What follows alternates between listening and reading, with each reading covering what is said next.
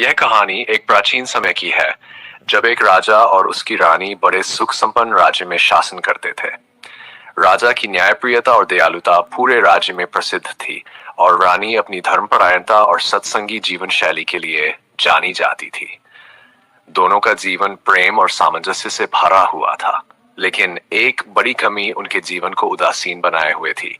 उनकी कोई संतान नहीं थी। इस कारण वे अंदर ही अंदर बेहद दुखी रहते थे। एक दिन राजा ने सोचा कि शायद यह उनकी पूर्व जन्म के कर्मों का परिणाम हो सकता है।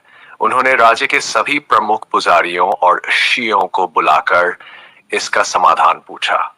एक ऋषि ने बताया कि पूर्व जन्म में राजा ने एक गरीब व्यक्ति के साथ अन्याय किया था और उसी का परिणाम है कि इस जन्म में उन्हें संतान सुख नहीं प्राप्त हो रहा। यह सुनकर राजा और रानी ने उस गरीब व्यक्ति की खोज करने का निश्चय किया। वर्षों की खोज के बाद वे उस व्यक्ति को एक छोटे से गांव में ढूंढ निकाले। जब उन्होंने उस व्यक्ति को देखा तो पहचान लिया कि यह वही है जिसे उन्हें पिछले जन्म में सताया था।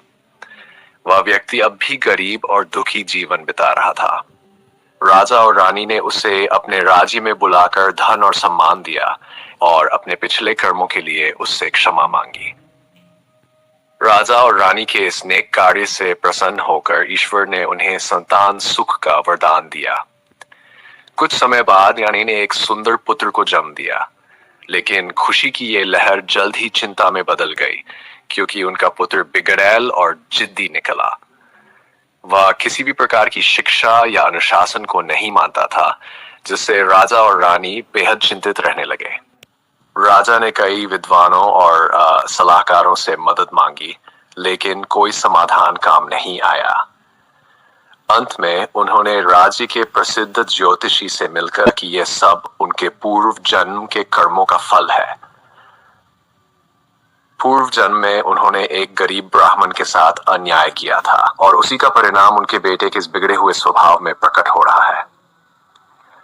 ज्योतिषी ने राजा और रानी को इस संकट से निकलने का उपाय बताया।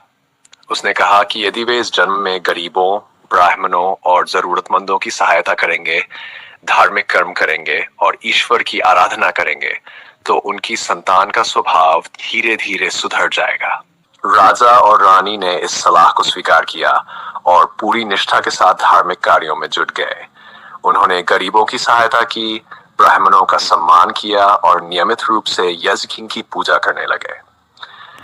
धीरे धीरे उनके बेटे का स्वभाव बदलने लगा। वह अब अधिक विनम्र, आज्ञाकारी और समझदार हो गया। राजा और रानी की मेहनत और भक्ति का फल उन्हें मिल गया था। इस कहानी से यह सीखने को मिलता है कि हमारे कर्मों का फल हमें किसी न किसी रूप में भुगतना पड़ता है। अच्छे कर्म करने से अच्छे फल मिलते हैं और बुरे कर्म करने से बुरे। इसलिए हमें हमेशा अच्छे कर्म करने चाहिए और किसी के साथ अन्याय नहीं करना चाहिए। ये कहानी सिर्फ राजा और रानी की नहीं है, बल्कि ये उन सभी की कहानी है जो अपने कर्मों को सुधारने और जीवन में सच्ची खुशी पाने की कोशिश करते हैं।